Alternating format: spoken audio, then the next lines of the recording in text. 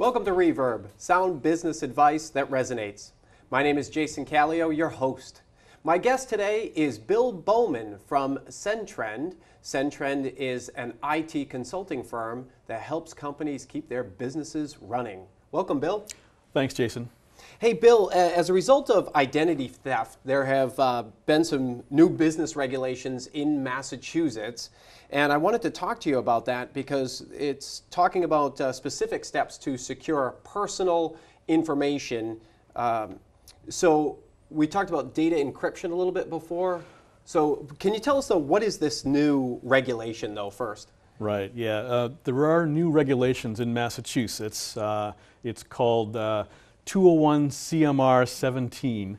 Which I think we actually have a graphic that we'll put that up for people if you want to do a Google search and look that up. You'll be able to see that one. There if you're really ambitious and you want to look at the details of it, you can go to the Office of Consumer Affairs and Business Regulations. That's mass.gov, and you can find a link right to their website from the mass.gov website if you want to actually look at the details of the law. Okay. But the regulations were developed by the Office of Consumer Affairs and Business Regulations, and they are in support of Massachusetts General Laws Chapter 93H, which is about identity theft protection. And did this come out as a result of the big TJX issue that had happened and people's information? Yeah, that and some others, but yeah, some high-profile cases like TJX. I'm sure everyone is familiar with that. Where the personal information of thousands upon thousands of people were exposed, and the main thing behind that is that lawmakers decided that really something needs to be done.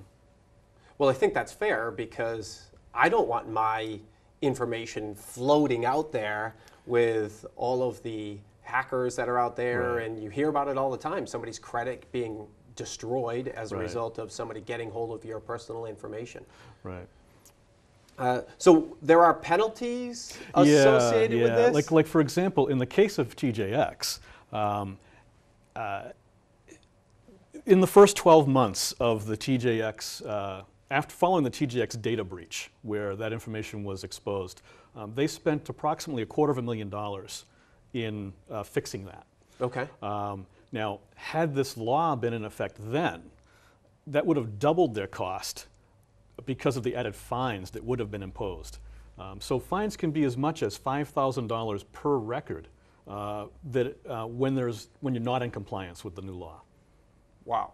Yeah. So $5,000 a whack on top of, is there a one-time, do you get hit big and then it's a number of incidents? There's a couple of components to it. There's also another aspect to it where if you have disposed of records improperly, the fine can be up to a maximum of $50,000 for that action.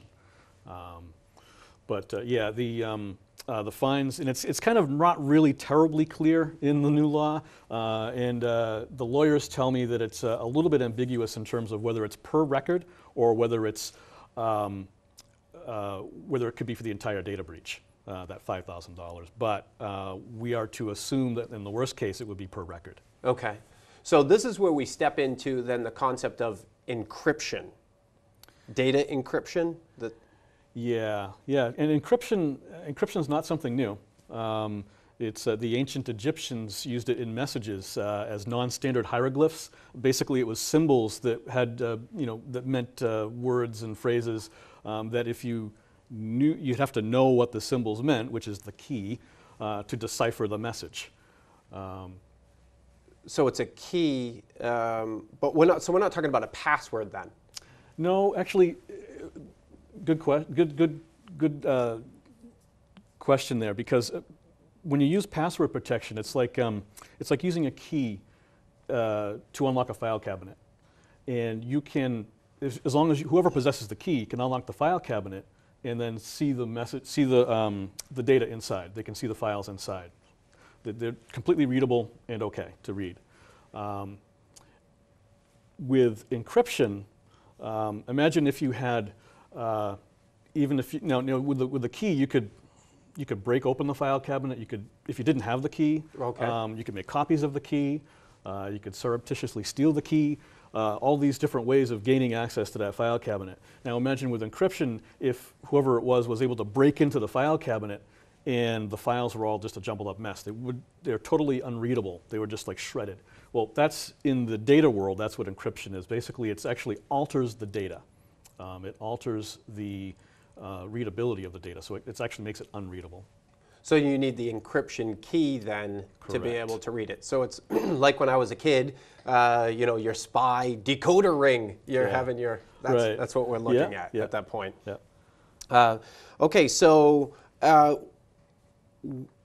is it true? I think you had told me some statistic about information being stolen that normally, or 50%, is it 50% came as a result of somebody's laptop? That's right, yeah. When we look back at the statistics for data breaches, we find that about half the time when there has been personal information compromised, it has been because someone left it on their laptop and the laptop was stolen or misplaced or lost and it got into the wrong hands.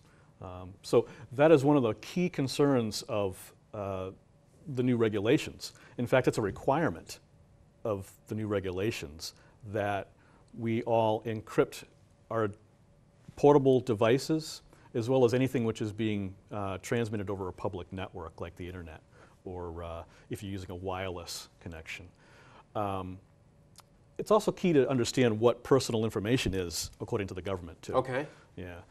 Personal information that we're talking about here is a person's first name and last name, or first initial and last name, along with their social security number or license number, driver's license number, or a state-issued ID, their bank account information, a credit card number or an ATM card number.